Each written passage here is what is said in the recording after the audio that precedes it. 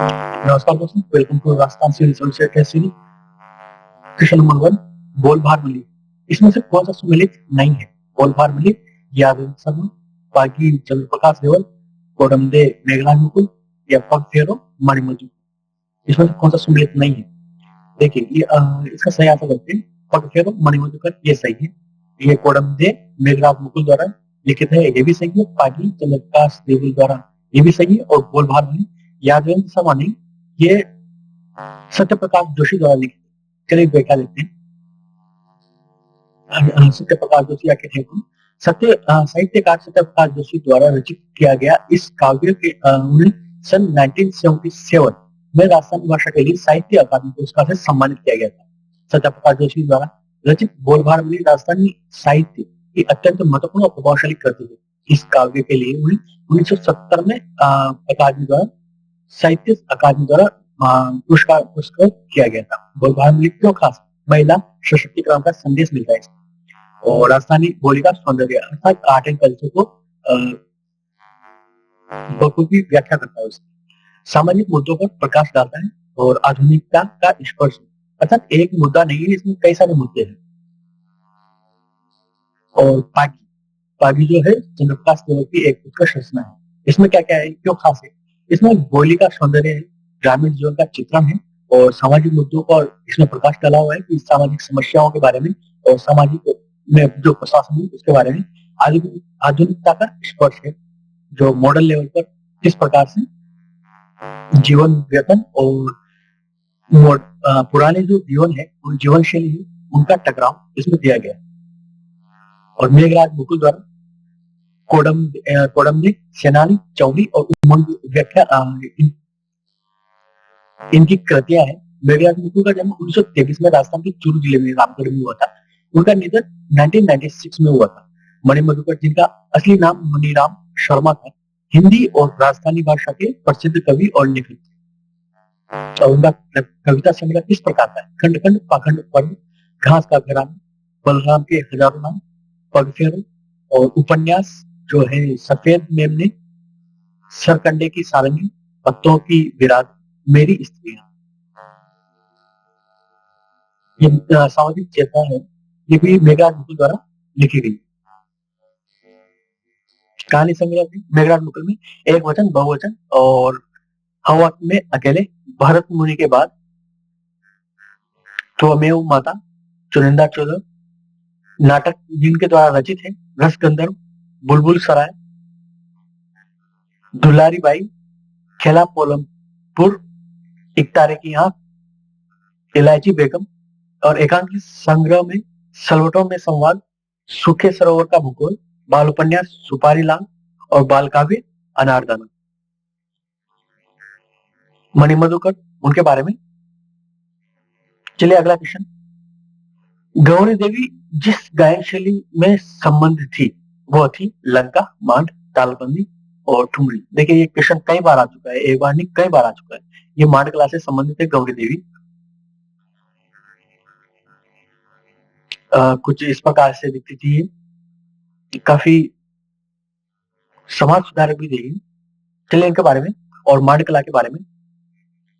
मांड गायन आखिर है क्या? यह राजस्थान की एक लोकप्रिय संगीत शैली है जो अपनी भावुकता और धार्मिक विषयों के लिए जानी जाती है। यह संगीत आमतौर पर ढोलक, मर्दन और वाद्य यंत्रों के साथ गाया जाता है। मांड गायन में प्रेम, विरह, भक्ति और सामाजिक मुद्दों को भावपूर्ण तरीके से व्यक्त किया गया है। गौरी देवी के जीवन और करियर के बारे में। 1920 में जोधपुर में हुआ था इनका जन्म और बीकानेर दरबार में गायन थे, जिससे उन्हें संगीत और वातावरण बचपन से ही मिला था। विवाह और चुनौतियां। 20 साल की उम्र में इनका विवाह हो गया था और सफलता और मान्यताएं और गौरी देवी की खासियत है। इसको पढ़ लीजिएगा आप पहुंच करके। चलिए अगला क्वेश्चन देखते हैं। नारी संत दयाबाई किसकी शिष्या थी? संत चरणदास जी की, संत निम्बार्काचार्य की, संत रैदास जी और संत रामचरण जी। देखिए इसका कौन सा आंसर सही है? 1 2 3 4 या नहीं मालूम। देखिए इसका पहला इसका सही आंसर है संत चरणदास जी की ये संत थी और इनके बारे में संपूर्ण जानकारी। चरणदासी संप्रदाय है वो इनकी पूजा करते हैं। ये नारी संत दयाबाई संत चरणदास जी की शिष्या थी। वे चरणदास संप्रदाय के प्रवर्तक और चरणदास जी थे। प्रमुख शिष्याओं में से एक थी। दयाबाई ने कई महत्वपूर्ण ग्रंथ लिखे, जिनमें प्रमुख दयाबोध, विनय मल्लिका, जो कि दयाबोध प्रेम, विराग और सुरमा, सुमिरन और गुरु महिमा के बारे में दोहे और चौपाइयां शामिल है। विनय ग्रंथ, विनय मल्लिका, इस ग्रंथ में सगुण भक्ति विषय दोहे और भक्तों के वृतांत शामिल है। दयाबाई की रचना की भाषा परिष्कृत ब्रज भाषा और उनकी रचनाओं में भक्ति, प्रेम का और वैराग्य का विशेष महत्व है। अतिरिक्त जानकारी चरणदासी संप्रदाय के बारे में, दैनिक जीवन और चरणदासी संप्रदाय और उनके बीच संबंध, चरणदासी संप्रदाय और महिलाओं पर प्रभाव क्या रहा चरणदासी संप्रदाय का, और चरणदासी संप्रदाय के सामाजिक सुधारों में योगदान। अगर आप मेंस की तैयारी करें तो आपके लिए बहुत अच्छी चीज है, आप पढ़िएगा, इसे पहुंच करके पढ़ लीजिएगा। चरणदासी संप्रदाय क्या है और उनकी शिक्षाएं, इनकी संस्थापना कब हुई थी, भक्ति मार्ग क्या, गुरु महिमा और मुख्य सिद्धांत क्या क्या है, सादा जीवन, सत्संग, भजन, सद्गुणों का पालन। अगर आप चरणदासी संप्रदाय को अच्छे से समझना चाहते हैं तो आप इस व्याख्या को पढ़िएगा जरूर। ग्रंथ और साहित्य, चरणदासी संप्रदाय का प्रभाव। ग्रासीय जनजाति से संबंधित नृत्य शैली है गौरी, लूर, बम या तेरा ताली। देखिए, गौरी नृत्य है, ये भील जनजाति से है, जिसमें गैर गौरी, युद्ध, द्विचक्री, रमणी, घुमला, हाथीमना, नेजा, ये सब भील जनजाति के हैं। और ग्रासीय जनजाति के गोर, लूर, मांदल, मोरिया, ज्वार, वालर। वालर नृत्य सिरोही में मूक अवस्था में किया जाता है। ये बम नृत्य जो कि मेव जनजाति द्वारा किया जाता है, अर्थात अलवर भरतपुर में बम नृत्य किया जाता है। ये बड़े बड़े ढोल होते हैं, उनको बजाया जाता है जोर जोर से, उन्हें बम नृत्य कहते हैं। और तेरा ताली, इसमें घुटनों पे, पैरों पे, हाथों में ये बैठे बैठे किया जाता है तेरा ताली। रामदेव जी के अवसर, रामदेव जी के ये काफी जुड़ा हुआ है रामदेव जी से। बेटी बेटी महिलाएं तालियां बजाती है। जो ताल होती है स्टील, मेटल की, ग्लास की होती है, पीतल की होती है, कांसे की होती है, जो जिनको पैरों पे, हाथों पे, सब पे एक दूसरे को बांधा जाता है और एक दूसरे से टकराने पर जो आवाज आती है उसे उससे उसी आवाज को तेरा ताली नृत्य कहा जाता है। चलिए इसकी व्याख्या देखते हैं। और ये वाला नृत्य, गौरी नृत्य, ये किस किस प्रकार से होता है और उनके बारे में। ये वाला नृत्य है, कुछ इस प्रकार का दिखता है। और डांडिया रास, जो कि डांडिया नृत्य आप जानते होंगे, गरबा में जो डांडिया है वही उसी प्रकार से होता है। लूर, लूर नृत्य इस प्रकार से महिलाओं द्वारा किया जाता है। और कूद नृत्य कुछ इस प्रकार से कूदा जाता है उसमें। चलिए अगला क्वेश्चन देखते हैं। विजयदान देथा के बारे में अधोलिखित प्रश्नों पर विचार कीजिए।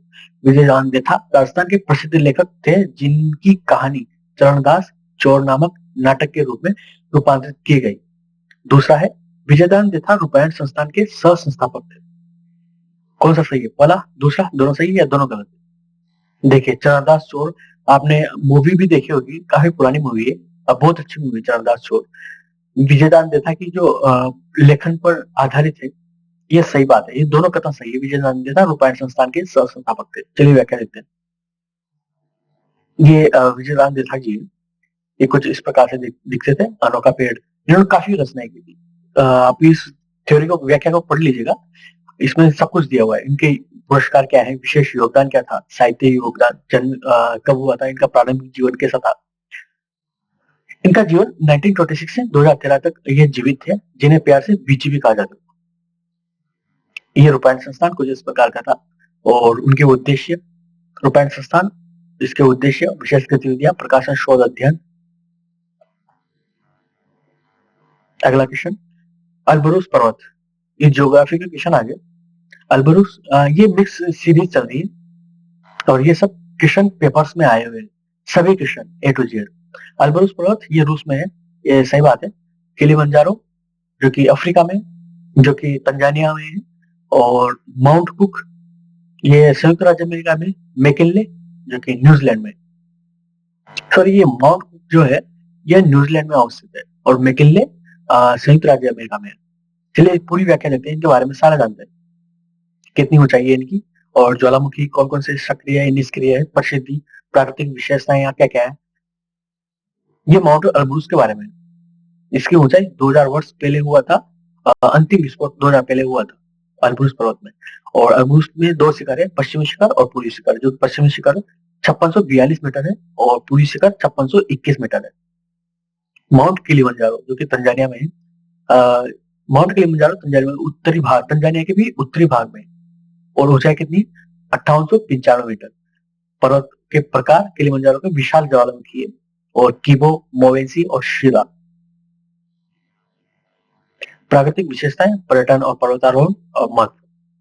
और माउंट कुक कहां पर है, जिसे माओरी भाषा में आओरी राकी आओराकी कहा जाता है।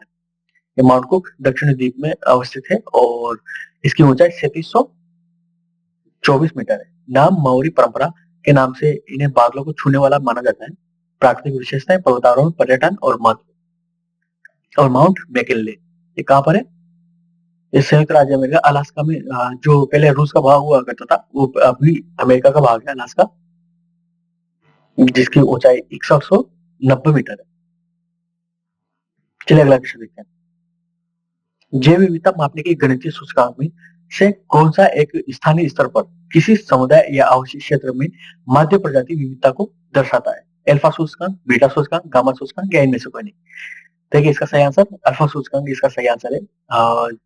इसकी विशेषताएं और इसके बारे में, अल्फा सूचकांक आखिर है क्या? अल्फा सूचकांक का महत्व स्थानीय और जैव विविधता का मापन करता है, प्रजातियों की समृद्धि और समानता को मापता है, परिस्थितिकी तंत्र की स्वास्थ्य मूल्यांकन और प्रजातियों के संरक्षण में सहायक, आर्थिक और वैज्ञानिक महत्व, सतत विकास में उपयोग। अल्फा बीटा गामा में से एक प्रकार है। अल्फा सूचकांक को मापने के तरीके, ये गणितीय सूचकांक और विधियों का उपयोग किया जाता है, जैसे कि Simpson index, Shannon Wiener index, Margalef index या फिशर का अल्फा। बड़े समुदाय में विविधता को मापने के लिए उपयोगी है। इसका निष्कर्ष अल्फा सूचकांक जैव विविधता का अध्ययन, संरक्षण, जैव विविधता का अध्ययन और संरक्षण में महत्वपूर्ण भूमिका निभाता है। यह स्थानीय स्तर पर प्रजातियों की विविधता का सटीक आकलन प्रदान करता है और पारिस्थितिकी तंत्र की स्थिरता और सतत विकास सुनिश्चित करने में आवश्यक है। चलिए अगला क्वेश्चन देखते हैं। कौन सा सुमेलित नहीं है? रूर जर्मनी, दक्षिणी न्यूजीलैंड यूनाइटेड किंगडम, पोगाटी इटली, काटो मैदान जापान। कौन सा इसका सही आंसर? चलिए आंसर देखते हैं। रूर जर्मनी ये सही है। दक्षिणी भाग, दक्षिणी न्यू इंग्लैंड ये यूनाइटेड किंगडम में नहीं, ये अमेरिका में है। पोगाटी इटली ये सही है। काटो मैदान जापान। चलिए इनके बारे में सारी व्याख्या देखते हैं। रूर ये पश्चिमी जर्मनी में नॉर्थ राइन वेस्टफालिया राज्य में स्थित है। यह क्षेत्र राइन नदी और रूर नदी के बीच फैला हुआ है। प्रमुख शहर डॉर्टमुंड, डुइसबर्ग, इसेन, बोचम, गैल्सेन, किर्चन। उद्योगों का विकास, कोयला खनन में, इस्पात उद्योग में, रसायन उद्योग में, ऑटोमोबाइल सेक्टर इस पोर्ट से सबसे ज्यादा होता है। और इनका महत्व, यह हृदय कहलाता है जर्मनी का, यूरोप का औद्योगिक क्षेत्र है। राइन नदी से आप जानते हो कि ये सबसे व्यस्त नदी है, क्योंकि यहाँ से जो व्यापारिक गतिविधियां हैं सबसे ज्यादा होती है। दक्षिणी न्यू इंग्लैंड ये अमेरिका में है और इसके बारे में प्रमुख शहर कौन कौन से? ब्रिस्पोर्ट, न्यू हेवन और कनेक्टिविटी में प्रेसिडेंट रोड आइसलैंड में, और बोस्टन मैसाचुसेट्स में, जो इस क्षेत्र का प्रमुख आर्थिक और सांस्कृतिक केंद्र है। औद्योगिकरण का प्रमुख उद्योग पोगाटी इटली में कुछ इस प्रकार की दिखती है। इसमें कृषि उद्योग और परिवहन, ऐतिहासिक, ये काफी समृद्ध इलाका है पोगाटी, इसमें इटली बसा हुआ है। काटो मैदान जो कि जापान में, स्थान और आकार, प्राकृतिक विशेषताएं, आर्थिक महत्व, प्रमुख शहर। और इनके बारे में कृषि और भूमि उपयोग, जनसंख्या और शहरीकरण, परिवहन और संरचना, निष्कर्ष। काटो मैदान का उपयोग मुख्य रूप से कृषि के लिए किया जाता है, जिसमें चावल, फल, सब्जियां उगाई जाती है। अगला क्वेश्चन, इनको सुमेलित करना है। कीलनहर जो कि कहां पर? भूमध्य सागर और लाल सागर, सुनहर, एल्बो, जॉर्डन एस्चुरी और बाल्टिक सागर को, पनामा नहर अटलांटिक और प्रशांत सागर को, सुएज नहर, सुपीरियर झील और ह्यूरन, इनको सुमेलित करना है। देखिए कील नहर है जो एल्ब एस्चुरी और बाल्टिक सागर को जोड़ती है, ये सही है पहले में। दूसरा, और सो नदी ये सुपीरियर झील और ह्यूरन झील को जोड़ती है। पनामा कैनाल जो कि अटलांटिक सागर और प्रशांत महासागर को जोड़ता है, ये सही बात है। ये उत्तरी अमेरिका, दक्षिण अमेरिका के मध्य स्वेज कैनाल, ये तो आप सब जानते हो, भूमध्य सागर और लाल सागर को जोड़ता है। चलिए इनकी व्याख्या देखिए, ये है कील नहर, जो कि स्वीडन, नॉर्वे, जर्मनी, और ये एल्ब रिवर, हैम्बर्ग शहर, डोनेस्क, कील कैनाल, स्केगन औद्योगिक क्षेत्र। ये कील कैनाल है कुछ इस प्रकार से, हैम्बर्ग और ब्रेमेन, ये तीनों तो है कील नहर के बारे में। और जो कैनाल है, जो नहर है, वो इन दोनों को जोड़ती है, लेक सुपिरियर, लेक हुरॉन, इन दोनों को मध्य जोड़ती है। और लेक मिशिगन कुछ इस प्रकार है, ये यूनाइटेड स्टेट का हिस्सा है। और ये Panama canal, north America, south America, जो कि अटलांटिक सी, नॉर्थ अटलांटिक सी, ये अटलांटिक सी है पूरा यहाँ से यहाँ तक, और ये प्रशांत महासागर है। और स्वेज कैनाल, ये इजिप्ट और मध्य पूर्वी एशिया का हिस्सा है। ये टर्की सबसे लास्ट है। टर्की यूरोप में भी आता है, ये इस्तांबुल का जो शहर है ये यूरोप में आता है, और बाकी आधे से ज्यादा हिस्सा ये एशिया में आता है। एक पनामा कैनाल, लाल सागर और भूमध्य सागर, इन दोनों को जोड़ता है स्वेज नहर। ये मैनमेड नहर है। Thank you.